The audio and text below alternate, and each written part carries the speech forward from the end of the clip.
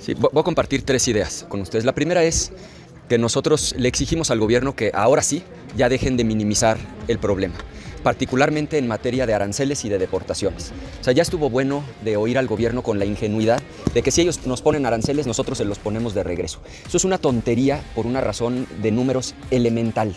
Miren, Estados Unidos a nosotros solamente nos exporta el 16% de lo que vende fuera de su país. Nosotros a ellos más del 80%.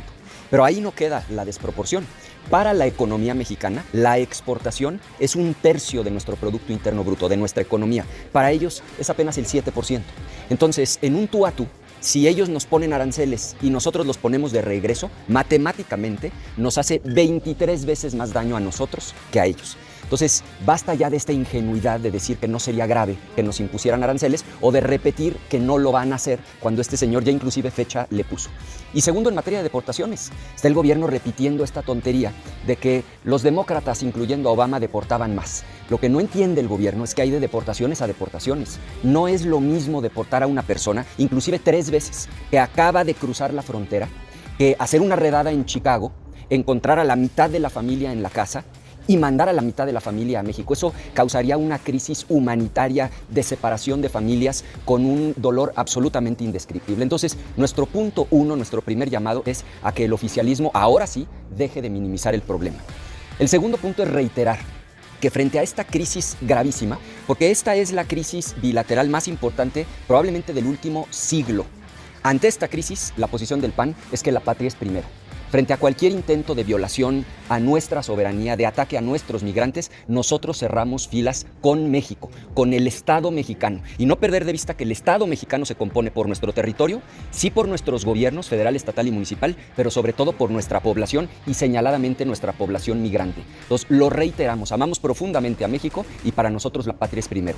Y lo tercero y lo más importante, en toda crisis hay oportunidad, pero necesitamos que el gobierno deje de actuar con ocurrencias, deje de morder el anzuelo.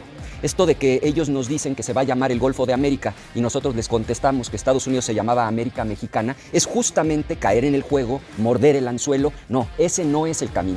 El camino tiene que ser de altura de miras, de visión de Estado, y nosotros proponemos 3 cosas que el gobierno mexicano necesita plantearle al gobierno de Estados Unidos. Número 1, el programa más ambicioso en la historia de la relación bilateral en materia de visas y permisos de trabajo.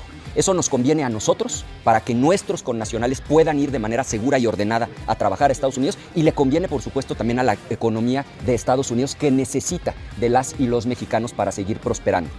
Segundo, que se firme un tratado tan importante como el Tratado de Libre Comercio, con la misma seriedad, con la misma importancia, pero en materia de seguridad, donde se establezcan con toda claridad las reglas, las condiciones en las que de manera conjunta, de manera coordinada, de manera acordada, vamos a combatir al crimen organizado. Nada más que esto implica que el gobierno expresamente abandone su absurda política de abrazos no balazos. Esto implica que el gobierno con claridad se comprometa a dejar de abrazar criminales. El gobierno mexicano se comprometa a dejar de tolerar al crimen organizado controlando grandes porciones del país. Por supuesto que nos oponemos a cualquier intervención unilateral, pero estamos a favor de firmar un tratado equivalente al de libre comercio, pero en materia de seguridad, para que con toda la fuerza del Estado mexicano y toda la fuerza del Estado americano resolvamos un problema que es conjunto. ¿De dónde vienen las armas? De Estados Unidos. ¿Dónde se consume la droga? En Estados Unidos. ¿Por dónde cruza la droga? Ciertamente por México.